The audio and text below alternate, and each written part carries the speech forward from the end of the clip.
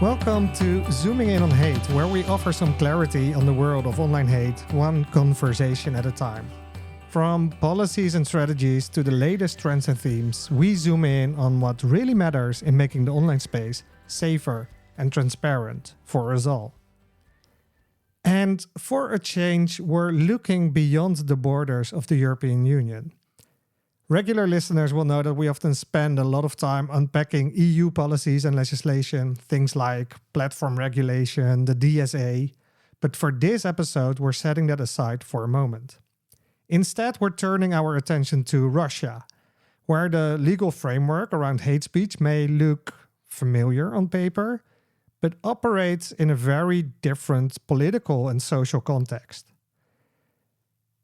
This conversation actually came about during the annual conference of our friends at INACH, the International Network Against Cyber Hate.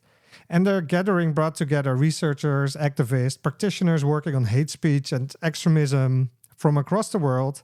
And it gave us a great opportunity to sit down and talk. Now, of course, we are very aware that any discussion about Russia is sensitive right now, especially in light of the ongoing war in Ukraine. But it also makes it more important to understand how laws around speech, extremism, and online harm can function in different political systems. So let's tune in to my co-host, Lydia and who sat down with Alexander Verkhovsky from the SOVA Center, an organization that has spent decades monitoring nationalism, xenophobia, and the use and misuse of hate speech legislation in Russia. So Lydia, over to you. I'm really pleased to be joined today by Alexander Verkhovsky from the SOVA Center in Russia. Alexander, can you compare hate speech regulation in Russia to hate speech regulation in the EU for us, please? I'll try. Originally, Russian criminal law on hate speech is very typical to European countries, nothing very special. Originally, I mean, in 90s or 2000s. The thing is that the legislation somehow related to hatred is expanding. And sometimes it covers things which really are not about incitement to hatred. It's more about political statements which should be protected speech, but in fact they are not anymore. Especially, maybe the best example is a special article in the Criminal Code which is called Rehabilitation of Nazism.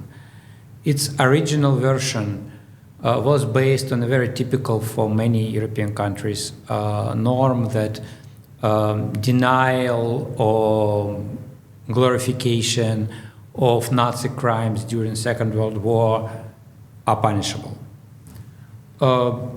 That's a rather typical thing, and nobody really objected. But from the very beginning, they added to this article additional phrase that also a libel against Soviet policy during Second World War is punishable as well. But that was only the very beginning. Then they added some acts of desacralization, I would say, symbols of military glory or dates related to military glory. And nobody knows what these symbols are because there is no official list of such symbols in the country. So it's very easy to misuse. And it's being misused a lot. I even won't go to details and examples, but believe me, there are many cases like that.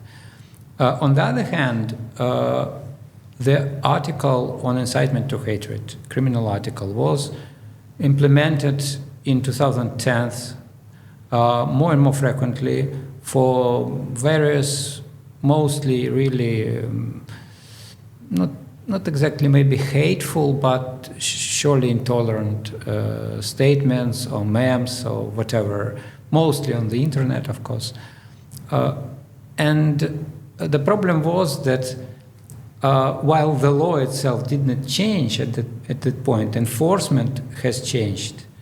So they started to punish more and more, I would say other way, less and less important statements. Some minor jokes which supposedly could be deleted on the platform, that would be a good decision, but not the criminal case for one single joke, okay, ugly joke. And at some point, even the government understood that something goes wrong. And from that point, it was in 2018 already, first offense of incitement to hatred is a misdemeanor. It's what is called in Russian administrative violation. And only the second one, or if it is aggravated with incitement to violence, for example, it becomes a criminal. I think that's a good enough situation. Anyway, that's contemporary Russia, and we have a lot of cases of misuse of this law. And here maybe another point about it, which is important. What are protected groups or protected characteristics for hate speech? Obviously, as everywhere, it's ethnicity, race, religion. Also language, for example, or sex, not gender, but sex. And it works sometimes, some incitement to hatred against women or men. There were cases on that. But also, we have on the other hand, we have no such protected characteristic as sexual orientation, for example. It's clear our society is rather homophobic, and especially now when it's a crime even to say that homosexual relationships are in any sense equal to heterosexual, it's criminal to say that. So, of course, any group defined by sexual orientation or voluntarily changed or switched gender cannot be protected characteristic in such a legal environment. But we have very strange clause in this law, but not original, not unique. It's not unique. There are countries where the list of protected characteristics is not closed list. So, like in some countries, it said, and other similar characteristics, for example.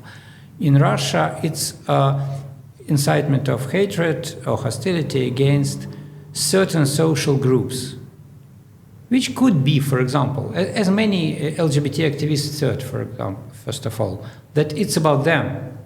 It's about groups based on sexual orientation. But in fact, not. There are no such cases on hate speech against groups based on sexual orientation. But there are cases of incitement to hatred against groups, social groups, which, for example, are government of the certain region or ruling political party, something like that. So there are cases of misuse. That's the main issue. And that's create an atmosphere where that's important for Russian society, that the very law on incitement to hatred, even the number of this criminal article, was compromised in the eyes of very many citizens, because it was so many times misused. And now it's, when we talk to the public, we have to convince them that there is some reason to use this legislation. It may be useful sometimes. That's now our task, because usually the audience, which is, let's say, more or less democratically oriented, is very suspicious and even hostile to this norm. That's a specific situation in Russia. And if we're talking about the main issues related to hate speech related topics in Russia, You mentioned LGBTQ plus communities in Russia. Can you explain, give us some concrete examples of what you're seeing in the online sphere and what the offline consequences are, if any? Sure, we have a lot of hatred against such groups, and such hatred exists, I think, in any society. The problem is how the majority sees that and how the government sees that. Yes, majority of our society is rather homophobic. It's not unusual to say something homophobic. So you even do not need to apologize if you suddenly said something like that, because that's a part of social norm. Of course, there are social circles where it is different, but mostly it's like that. And what is more important, that the government, which prohibited legally what they call LGBT propaganda, which means talking that sexual relationships which are not what they call traditional are equally normal. That's illegal to say, and that is punishable. And even more, just a few months ago, this year, this decision came to force. So-called international LGBT movement, I don't know what is that, was banned as extremist organization, which means that any activity of LGBT plus activists can be interpreted as a membership in prohibited extremist organization, which is a crime. And punishment is very serious for that. So if the government declares that LGBT people are extremists, not just bad people or immoral people, but they're extremists, of course, any homophobic statements are fully free, because that's maybe supporting the government. Of course, it's free. And are there any initiatives taken to mitigate it, or is it so kind of overwhelming and so kind of mainstreamed that it's impossible to combat? No, it was possible a few years ago. There were attempts even to some kind of litigation in courts. Now, yes, it's impossible, of course. What is possible is to appeal to social platforms where it could be mostly published, because social platforms, they are not obliged to follow all Russian laws, especially if these platforms are not Russian ones. The problem is, again, where people say it, because most of Russian, let's say, users of social platforms, they use Vkontakte network, vk.com, which is Russian one. And of course, homophobic speech, if it's not, I don't know, direct call to murder somebody, is perfectly legal. And any appeals to administration just don't help. If it's about Facebook or Twitter, of course it's different. And the usual flagging works, of course. But the audience of Twitter is very small in Russia. Audience of Facebook is bigger, but several times less anyway than VK. And Instagram maybe can be comparable more or less. But Instagram is more about pictures. It's mostly not about social discussion, in Russia at least. And let's move on to other topics that are contentious or difficult in Russia. So if we talk about migrants, how triggering is that as an issue? How is it treated online in Russia? Yeah, migrants is a big topic, but here I maybe we have to redefine the word, because a Russian word migrant has different meaning from European migrant. European migrant is a foreigner. Russian migrant may be not a foreigner at all. He may be from some ethnic minority who came from his minority region to the mainland, let's say. Like a person from Northern Caucasus, from Ingushetia, for example, small republic, comes to Central Russia.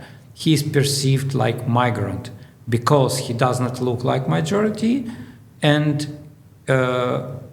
in fact, many people do not even remember where Russian borders are, so they may really believe that he is not Russian, proper Russian anyway. So even when our politicians talk about migrants, they put pure racist meaning to this word. So thousands, hundreds of thousands, citizens of other countries who already got Russian citizenships maybe years ago and live here, and their children were born in Russia, so they are regionally Russian citizens. But still they are called migrants for pure racist reason, and even by, let's say, big politicians. So usual people, of course, use this word in pure racist sense, and yes, racist attitudes are high. They are not very much politicized. It doesn't mean that we have no ultra-right party in our country. In fact, we have not many parties anyway, but we have some ultra-right groups. They are very cautious and small enough, not just because our regime put a pressure on everybody, not only on liberals, but on nationalists or ultra-left, right, whichever groups. So some hate speech, some dirty language, let's say, about non-Russians, non-Slavs, non-white, whatever, people use different terms here, is rather common. It's, of course, maybe on TV they do not use it usually because there is some filter there. But usual people in everyday conversations, and of course online, they easily use very offensive language, and nobody cares again. If it goes far, it can be punishable. And we have a lot of cases because now it's misdemeanor, it's about hundreds every year, persons who were punished, they paid some fines for the hateful speech online. That happens, but it still continues because it's a very common thing. Now, I'd like to move on to the topic of the war in Ukraine. Can you explain what you're seeing on the online sphere in Russia? Well, when the country is at war, doesn't matter what the reason of war was initially, that always a time when hatred goes up from all sides, and that really looks awful. Most of people in Russia prefer not to write, and even mostly not to read, if possible, about the war. But people who are emotionally involved in the war, if they support the Russian government, or they support Ukrainian government, or they may be pacifists, or they think something else, I don't know, they, of course, write a lot. And the level of aggression between all sides is very high, of course. The problem is that pro-governmental side has additional instrument, I mean law enforcement system. And they always can refer to that. So if there is an online discussion, then you can just write to a prosecutor office that this guy on the other side made a criminal statement because so-called defamation of the army is a misdemeanor for a first time and then a crime. And any statement against this war, doesn't matter for what reasons, can be interpreted like that. It doesn't matter in which form or level of how loud it was, how long text it was, doesn't matter, anything.